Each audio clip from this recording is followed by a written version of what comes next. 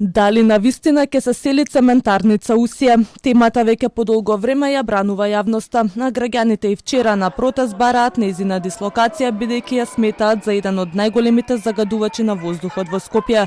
Градоначалникот Орце Ѓорѓевски оценува дека станува збор за сложен и наследен проблем кој не може да се реши преку ноќ, нагласувајќи дека со него се соочуваат генерации.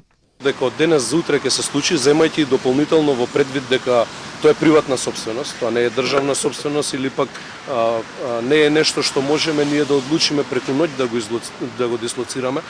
Ќе треба да се работи на тој проблем, сите систематски да делуваме и верувам дека можеме да придонесеме за идните генерации да немаат таков тип на фабрики, би рекол, особено во овој дел од Скопје. Градоначалникот Ѓорѓевски објаснува дека Усие е изградена во време кога овој дел од Скопје бил празен, без згради и населби, но градот се проширил, луѓето се доселиле, па така фабриката сега е среда град.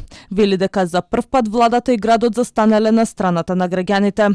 Пред еден месец советниците по иницијатива на Зелен хуман град дадоа зелено светло за преместување на цементарницата и заклучоците ги испратија до владата, но експертите предупредуваат дека дислокацијата на компанијата од ваков габарит е долг, скап и комплициран процес, кој може да трае со години, дури и ако почне веднаш.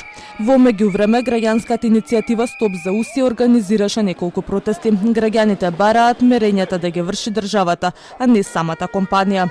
Од Усие пак велат дека мерењата ги врши независна лабораторија од Германија и дека резултатите се јавно достапни. Тие тврдат дека не се загадувачи и дека обвинувањата се неосновани.